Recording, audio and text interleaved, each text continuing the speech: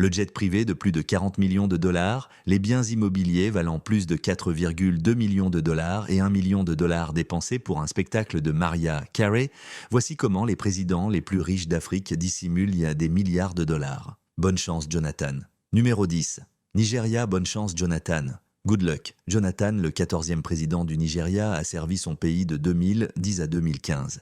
Sa fortune est estimée entre 12 et 200 millions de dollars, un chiffre qui surprend beaucoup, compte tenu de ses débuts modestes et de son ascension progressive dans l'arène politique. Beaucoup se demandent d'où vient cet argent et comment il a été utilisé. Né en 1957 dans l'état de Bayelsa, Jonathan a commencé sa carrière en tant que vice-gouverneur avant de devenir président du Nigeria. Son leadership a été marqué par de grandes promesses, mais son mandat a également été entaché par des scandales majeurs. Ces scandales ont soulevé des questions sérieuses sur la gestion des fonds publics du pays. L'un des plus grands controverses a été l'affaire pétrolière de Malabou, impliquant 1,3 milliard de dollars qui aurait dû stimuler l'économie nigériane. Au lieu de cela, des rapports ont révélé que cet argent a fini dans des comptes personnels liés à des figures puissantes de son gouvernement. Cela a provoqué la colère des Nigérians, surtout dans un contexte où le pays lutte contre la pauvreté et des infrastructures défaillantes. La fortune de Jonathan proviendrait de diverses sources, notamment des investissements immobiliers et dans le secteur pétrolier.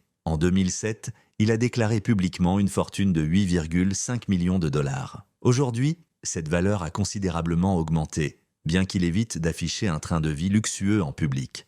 Des rapports indiquent qu'il possède des biens immobiliers dans des lieux stratégiques et détient des investissements secrets. Un autre scandale choquant a éclaté concernant 9 millions de dollars destinés à l'achat d'armes et d'équipements pour lutter contre Boko Haram. Ces fonds auraient été détournés par des fonctionnaires sous sa présidence. Un tribunal britannique a confirmé que l'argent avait été détourné, ce qui a suscité l'indignation, car cela met en lumière comment les fonds publics sont souvent détournés alors que la population fait face à des menaces terroristes. Le style de leadership de Jonathan lui a permis d'éviter d'être directement impliqué dans les controverses.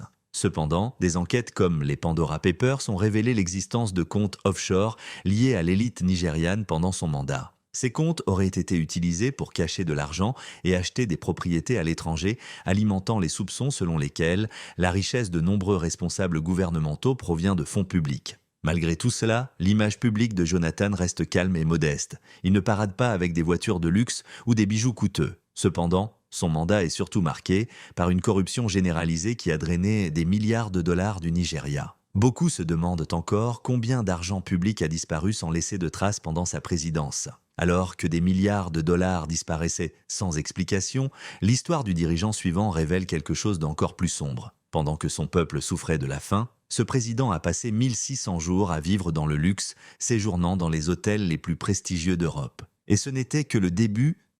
Numéro 9. Paul Biya, le président camerounais controversé. Paul Biya, né en 1933, est devenu président du Cameroun en 1982. Son long règne en fait l'un des dirigeants les plus anciens en Afrique, mais ce n'est pas seulement sa longévité au pouvoir qui attire l'attention. Sa fortune colossale, estimée à plus de 200 millions de dollars, soulève de sérieuses questions. Beaucoup se demandent comment il a pu accumuler une telle richesse alors que son pays lutte contre la pauvreté et les inégalités. Les critiques accusent de Biya d'avoir utilisé sa position pour s'enrichir personnellement. En 2008, il a modifié la Constitution pour prolonger son mandat, consolidant ainsi son contrôle sur les ressources financières du pays. Sous la présidence de Biya, la corruption est devenue un problème majeur au Cameroun. En effet, Transparency International a classé le pays parmi les plus corrompus au monde en 1998 et 1999. De nombreux Camerounais estiment que les richesses nationales ont été mal gérées, tandis que les élites vivaient dans le confort. Biya, connu pour son goût du luxe, possède des propriétés en France et en Suisse et est un habitué des hôtels haut de gamme en Europe. Entre 2006 et 2009, il a passé plus de 1600 jours à l'étranger lors de voyages officiels, coûtant des millions de dollars à l'État camerounais. Pour un dirigeant d'un pays en difficulté, ces dépenses extravagantes ont choqué et indigné la population. La manière dont Biya dissimule sa fortune ajoute au mystère. Des rapports indiquent qu'il utilise des comptes offshore et des investissements à l'étranger pour accroître ses richesses. Pendant ce temps, les Camerounais font face à des services publics défaillants et à un faible niveau de vie. Le pays dispose pourtant de ressources naturelles abondantes, comme le pétrole et des terres de fertiles, mais ces richesses ne semblent pas profiter à la population. Beaucoup se demandent où va tout cet argent. Le leadership de Biya a plongé le Cameroun dans une situation critique. Les routes, les écoles et les hôpitaux sont dans un état déplorable. Et beaucoup croient que les fonds destinés à ces projets ont été détournés. Malgré cela, Biya continue de mener un train de vie somptueux, loin des difficultés quotidiennes de ses concitoyens. Ce qui surprend le plus, c'est la durée de son règne malgré les accusations de corruption et la colère publique. Sa richesse et ses dépenses excessives révèlent un dirigeant indifférent aux souffrances de son peuple. Les Camerounais se demandent à quel point leur vie pourrait être meilleure si les ressources nationales étaient utilisées à bon escient. Les factures d'hôtel de Biya ont choqué le pays, mais ce n'est que la partie émergée de l'iceberg. Lorsque l'argent du pétrole rencontre la cupidité d'une famille au pouvoir, les conséquences sont désastreuses. Le prochain président a transformé la pauvreté en affaire privée, et les dépenses extravagantes de son fils à Paris feraient rougir même les milliardaires. Le Cameroun mérite mieux que cela. Et l'histoire de Paul Biya reste un rappel sombre des dangers d'un pouvoir trop concentré et trop longtemps détenu. Numéro 8. Teodoro Obiang Nguema Mbasogo, le président controversé de Guinée équatoriale. Teodoro Obiang Nguema Mbasogo est à la tête de la Guinée équatoriale depuis 1979, ce qui fait de lui l'un des dirigeants les plus anciens au monde. Il est également l'un des dirigeants les plus riches d'Afrique, avec une fortune personnelle estimée à 600 millions de dollars. Pourtant, plus de 76% de la population vit dans la pauvreté, un contraste frappant qui soulève des questions sur la manière dont un leader peut accumuler autant de richesses, tandis que son pays lutte pour répondre aux besoins les plus élémentaires de ses citoyens. La Guinée équatoriale est un pays riche en pétrole, mais les bénéfices de cette manne ne profitent de guère à la population. Au lieu de cela, une grande partie de ces richesses semble avoir été accaparée par Obiang et sa famille. Depuis des années, ils sont accusés de détourner des fonds publics à des fins personnelles, ce qui suscite la colère de nombreux citoyens, surtout lorsque des besoins essentiels comme l'accès à l'eau potable et à l'éducation ne sont pas satisfaits. Le fils d'Obiang, Théodorine Obiang Mangué, vice-président du pays, est souvent au cœur des scandales de corruption. En 2017, un tribunal français l'a reconnu coupable de détournement de fonds publics. Il avait utilisé plus de 150 millions d'euros pour acheter des biens de luxe, notamment des voitures haut de gamme et une somptueuse villa à Paris. Ce procès a révélé l'ampleur des dépenses extravagantes de la famille et a choqué le monde entier. En 2021, la Cour suprême française a confirmé ce verdict, prouvant que la corruption au sein de la famille Obiang était indéniable. La famille Obiang est connue pour son mode de vie luxueux. Elle possède de multiples résidences, des jets privés et une flotte de voitures de luxe. Dans le cadre d'une enquête pour corruption, les autorités suisses ont saisi 11 voitures de luxe appartenant à la famille. Parmi leurs possessions figure également un jet privé d'une valeur de 40 millions de dollars. Ces récits de dépenses somptuaires suscitent souvent l'indignation et laissent de beaucoup se demander comment ils parviennent à dissimuler leur fortune. La famille Obiang utilise des comptes offshore et des sociétés écrans pour masquer ses avoirs. Des enquêtes ont révélé qu'ils transfèrent de l'argent à travers le monde pour brouiller les pistes. Dans une affaire retentissante, le gouvernement américain a tenté de récupérer plus de 70 millions de dollars liés à la famille, y compris une villa de 30 millions de dollars à Malibu et un jet privé de 38,5 millions de dollars. Ces efforts montrent à quel point la famille a siphonné les richesses du pays. Un jet privé de 40 millions de dollars peut sembler extravagant, mais pour la famille Obiang, ce n'est qu'une facette de leur opulence. Alors que la majorité de la population équato-guinéenne vit dans des conditions précaires, les dirigeants continuent de profiter de leurs privilèges. Même lorsque la garde présidentielle a tenté de renverser Obiang, il a su maintenir son emprise sur le pouvoir, prouvant que ses alliances politiques sont solides. Cependant, ces alliances ne suffisent pas à justifier l'injustice criante qui règne dans le pays. L'histoire de Teodoro Obiang et de sa famille est un rappel sombre des conséquences de la corruption à grande échelle. Alors que la Guinée équatoriale possède d'immenses ressources naturelles, ses citoyens continuent de souffrir. Les dépenses extravagantes des dirigeants contrastent cruellement avec les difficultés quotidiennes de la population, laissant une question en suspens. Combien de temps encore ce système pourra-t-il durer? Système numéro 7, Patrice Talon, le roi du coton du Bénin. Patrice Talon, né en 1958, est président du Bénin depuis 1916. Avant de se lancer en politique, il était déjà l'un des hommes les plus riches du pays, surnommé le roi du coton.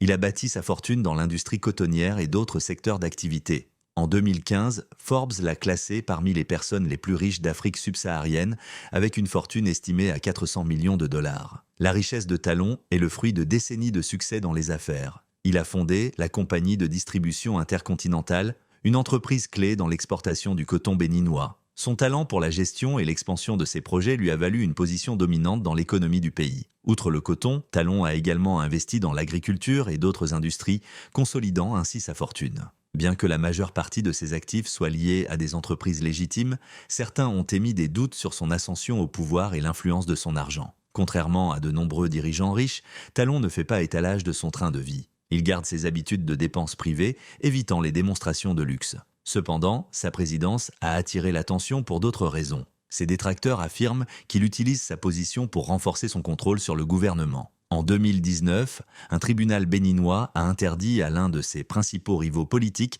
Lionel Zinsou, de se présenter aux élections pendant 5 ans. Beaucoup y ont vu une manœuvre pour réduire au silence l'opposition. Récemment, le nom de Talon a été mêlé à une affaire choquante. En 2024, 3 personnalités, dont un commandant de la garde présidentielle et un ancien ministre des Sports, ont été arrêtés pour avoir planifié un coup d'État présumé. Parmi eux se trouvait Olivier Bou, un proche de Talon, accusé d'avoir orchestré ce complot. Cet événement a secoué le pays et soulevé des questions sur le leadership de Talon et son cercle rapproché. Des millions de dollars ont disparu du jour au lendemain.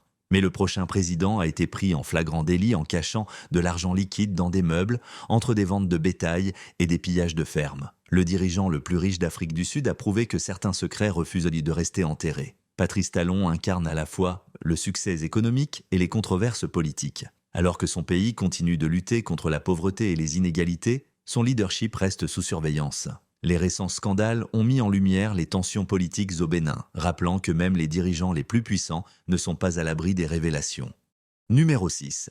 Cyril Ramaphosa, le président sud-africain entre richesse et controverse. Cyril Ramaphosa, né en 1952 à Soweto en Afrique du Sud, est l'un des dirigeants les plus riches d'Afrique. Avant de devenir président, il était un homme d'affaires prospère et un militant anti-apartheid de renom. Sa fortune nette est estimée à 450 millions de dollars. Un chiffre qui suscite l'étonnement, surtout lorsqu'on considère qu'il dirige un pays confronté à de graves difficultés économiques. Ramaphosa a bâti sa richesse grâce à des investissements judicieux. Il a fondé le groupe Shanduka, une entreprise active dans les secteurs miniers, immobiliers, bancaires et de la restauration rapide. Shanduka détenait notamment les droits de la chaîne McDonald's en Afrique du Sud, générant des millions de dollars de revenus. En 2014, Shanduka a fusionné avec une autre entreprise pour créer un conglomérat d'une valeur de 900 millions de dollars. Ces succès ont fait de Ramaphosa l'un des hommes d'affaires les plus influents du pays. Lorsqu'il est devenu vice-président en 2014, Ramaphosa a affirmé avoir renoncé à ses rôles dans le monde des affaires pour se consacrer entièrement au service public. Cependant, sa richesse et ses liens passés avec le secteur privé continuent de soulever des questions. Beaucoup se demandent s'il a vraiment coupé les ponts avec ses anciennes entreprises ou s'il en tire encore des bénéfices indirects.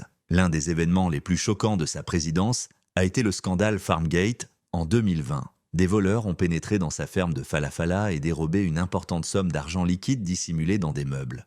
L'affaire n'a été rendue publique qu'en 2022, provoquant une vague d'indignation et des accusations de corruption. Les critiques ont affirmé que cet argent était illégalement caché et ont accusé Ramaphosa de blanchiment d'argent. Ce dernier a nié les allégations, expliquant que la somme provenait de la vente de bétail. Bien que les enquêtes l'aient innocenté des accusations criminelles, le scandale a ébranlé la confiance en son leadership.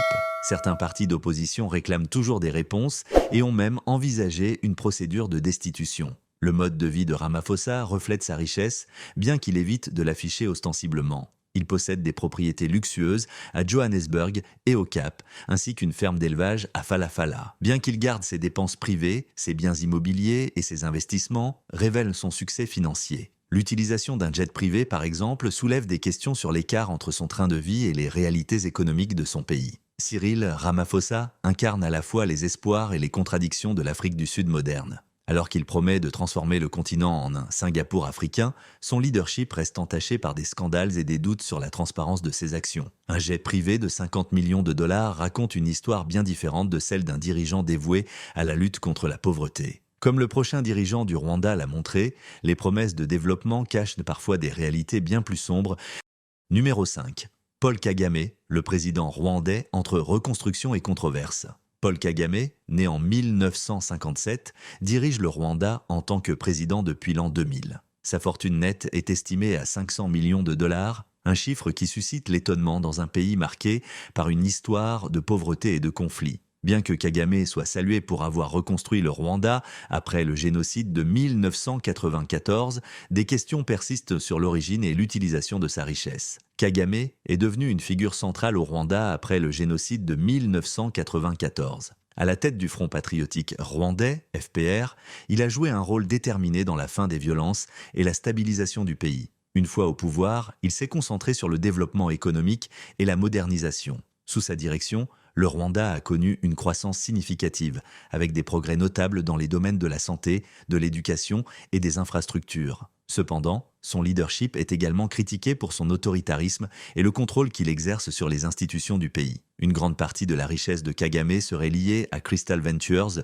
une entreprise que sa famille contrôlerait. Cette société est active dans divers secteurs, notamment la construction, l'immobilier et les télécommunications. Selon des rapports, les actifs de Crystal Ventures dépasseraient les 500 millions de dollars. Parmi les possessions les plus discutées de Kagame figure un jet privé d'une valeur de 50 millions de dollars, un symbole de luxe qui contraste fortement avec la réalité d'un pays où une grande partie de la population vit encore dans la pauvreté. Kagame possède une résidence luxueuse à Kigali et a accès à des biens immobiliers haut de gamme. Pourtant, il cultive une image publique de leader modeste et dévoué au progrès de son pays. Cette dichotomie entre sa richesse personnelle et son discours public soulève des questions sur la transparence et l'équité. Pour gérer sa fortune, Kagame utiliserait un système complexe d'investissement et de sociétés écrans, rendant difficile le suivi des flux financiers. Les liens entre les intérêts financiers de la famille Kagame et l'économie nationale suscitent des inquiétudes. Certains affirment que ces connexions créent des conflits d'intérêts et limitent la concurrence équitable. Les scandales, comme celui des millions de dollars disparus dans des fermes, ont encore alimenté les critiques. Pourtant, Kagame reste une figure influente, tant au Rwanda qu'à l'étranger. Alors que le Rwanda est souvent présenté comme un modèle de développement en Afrique, les questions sur la richesse de Kagame et les méthodes de gouvernance persistent. Lorsque les entreprises familiales contrôlent une partie importante de l'économie, la ligne entre intérêts privés et publics devient floue. Comme l'a montré le prochain dirigeant, la gestion des richesses nationales reste un défi majeur pour l'avenir du Rwanda. Numéro 4, Uhuru Kenyatta, l'héritier d'une dynastie kenyane. Uhuru Kenyatta, né en 1961, a été président du Kenya de 1913 à 1922. Issu de l'une des familles les plus riches d'Afrique, sa fortune nette est estimée à environ 530 millions de dollars, ce qui fait de lui l'un des hommes les plus fortunés du pays. La richesse et le pouvoir de la famille Kenyatta suscitent l'intérêt et les débats depuis des décennies. La famille Kenyatta possède un vaste empire commercial, avec des investissements dans des secteurs clés tels que la banque, les médias, les transports, l'industrie laitière et l'immobilier. L'une de leurs entreprises les plus connues est Brookside Dairy, le plus grand transformateur de produits laitiers du Kenya. Ils détiennent également des parts importantes dans la NCBA Bank, l'une des principales institutions financières du pays. Ces entreprises génèrent des revenus considérables, mais leur gestion a souvent été critiquée. En 2021, les Pandora Papers ont révélé que la famille Kenyatta possédait secrètement des sociétés offshore dans des paradis fiscaux comme le Panama et les îles Vierges britanniques. Ces sociétés détenaient des actifs de plusieurs millions de dollars. Par exemple, une entreprise détenue par Muhoho Kenyatta, le frère d'Uhuru, était évaluée à 31,6 millions de dollars en 2016. Ces révélations ont soulevé des questions sur l'utilisation de ces comptes offshore, notamment pour dissimuler des fonds ou échapper à l'impôt. Malgré cette immense richesse, Uhuru Kenyatta cultive une image publique de modestie. Il réside dans une propriété privée à Nairobi et se rend occasionnellement dans les domaines familiaux situés en zone rurale. Cependant, l'étendue des terres et des entreprises contrôlées par la famille Kenyatta suscite des inquiétudes, surtout dans un pays marqué par d'importantes inégalités économiques. Beaucoup estiment que ces comptes offshore sont utilisés pour éviter la transparence et échapper à la responsabilité de gérer équitablement les ressources nationales. Suite à la publication des Pandora Papers, Uhuru Kenyatta a déclaré qu'il accueillait favorablement les audits et a promis une plus grande transparence financière. Il a nié posséder personnellement des comptes offshore tout en reconnaissant que sa famille avait des intérêts bancaires internationaux. Bien que ces explications aient apaisé certains, d'autres restent sceptiques, soulignant que les pratiques de la famille Kenyatta reflètent un système plus large de concentration du pouvoir et des richesses. Le règne d'Uhuru Kenyatta a été marqué par des progrès économiques, mais aussi par des controverses liées à la gestion des ressources et à la transparence. Alors que certains voient en lui un leader moderne, d'autres dénoncent une dynastie qui profite de sa position pour accumuler des richesses. comme l'a montré l'exemple du Gabon, où une famille a dirigé pendant 50 ans et acquis 39 villas en France, le pouvoir et la richesse concentrés entre quelques mains posent des questions fondamentales sur la justice et l'équité en Afrique. Numéro 3, Ali Bongo Ondimba, la chute d'une dynastie gabonaise. Ali Bongo Ondimba, né en 1959, est devenu président du Gabon en 2009, succédant à son père, Omar Bongo, qui a dirigé le pays pendant 41 ans.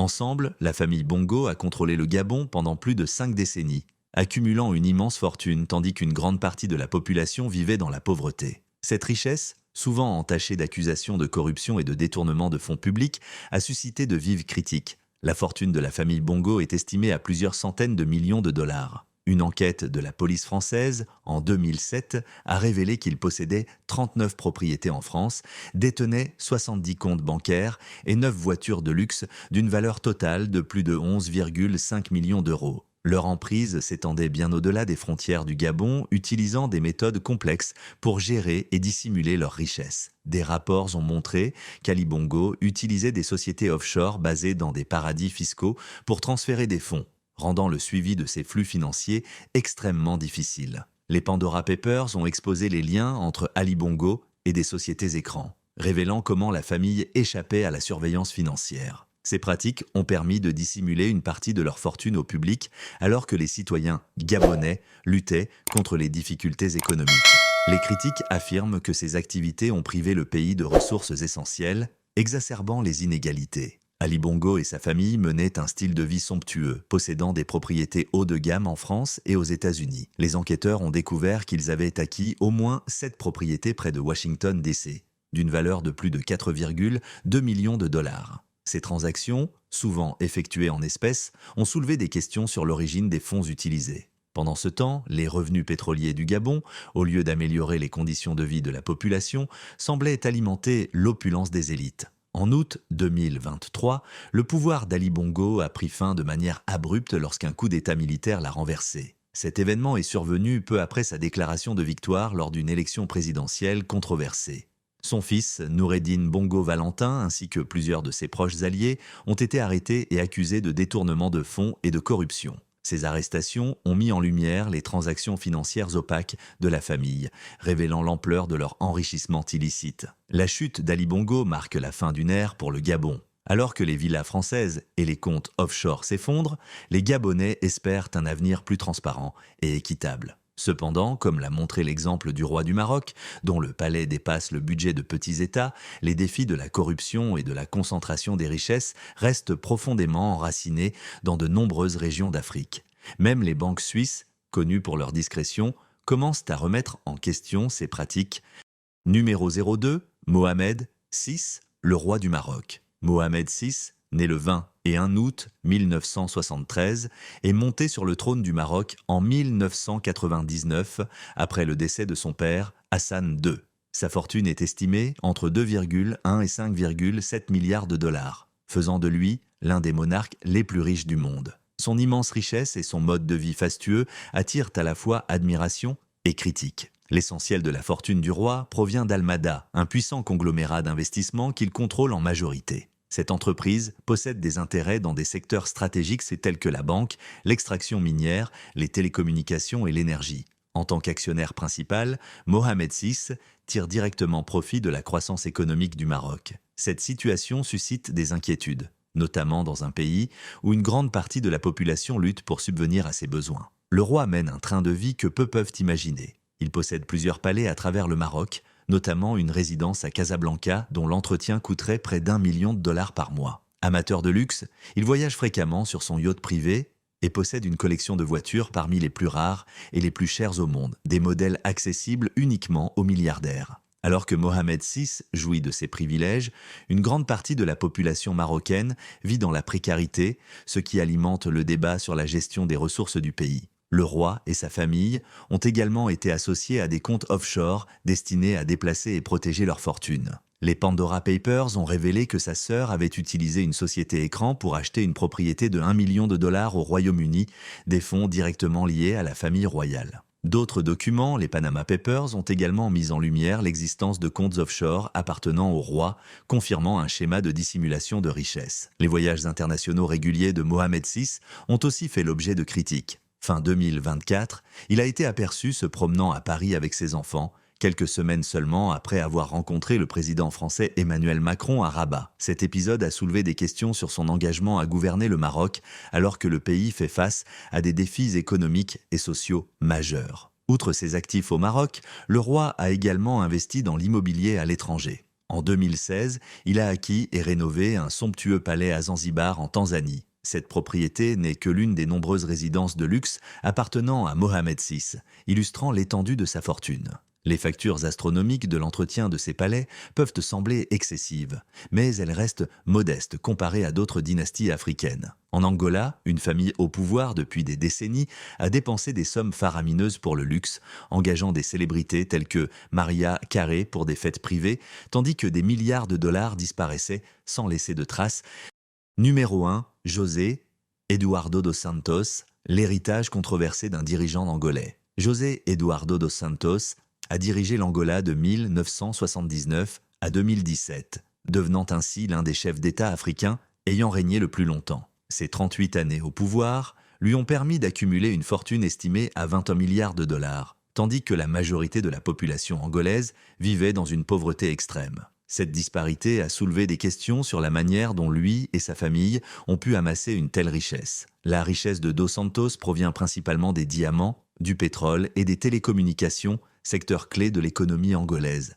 Il a placé des membres de sa famille à des postes stratégiques dans des entreprises publiques. Sa fille, Isabel dos Santos, est devenue la dirigeante de la Sonangol, la compagnie pétrolière nationale. Sous sa direction, d'énormes sommes d'argent auraient été détournées à des fins personnelles. Ces manœuvres ont permis à la famille dos Santos de contrôler une grande partie de la richesse du pays, tandis que les citoyens ordinaires en bénéficiaient peu. Pour cacher leur fortune, la famille dos Santos a utilisé des sociétés offshore et des arrangements financiers complexes. Les Pandora Papers ont révélé qu'ils possédaient des entreprises dans des paradis fiscaux comme le Panama et les îles Vierges britanniques. Ces sociétés détenaient des millions de dollars, rendant difficile le suivi des flux financiers vers l'Angola. Cette opacité a permis à la famille d'accroître discrètement sa richesse tout en maintenant le public dans l'ignorance.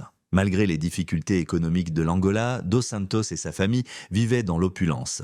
Ils possédaient des propriétés en Angola et à l'étranger, des jets privés, des voitures de luxe et organisaient des fêtes extravagantes. Un exemple frappant est celui d'Isabel dos Santos, qui a dépensé 1 million de dollars pour engager Mariah Carey lors d'un événement privé. Ces récits de luxe contrastent cruellement avec la réalité d'un pays où des millions de personnes luttent pour survivre. Lorsque dos Santos a quitté le pouvoir en 2017, son successeur, João Lourenço, a lancé une campagne anti-corruption. La famille dos Santos est devenue une cible privilégiée, avec des avoirs gelés en Angola et au Portugal. Isabel, autrefois considérée comme la femme la plus riche d'Afrique, a été accusée de détournement de fonds publics et de blanchiment d'argent via des réseaux internationaux. Elle a nié les accusations, les qualifiant de politiquement motivées, mais les preuves étaient accablantes. José Eduardo dos Santos est décédé en juillet 2022 en Espagne, marquant la fin d'une ère. Cependant, son héritage reste controversé. La richesse qu'il et sa famille ont accumulée, face à la pauvreté persistante de l'Angola,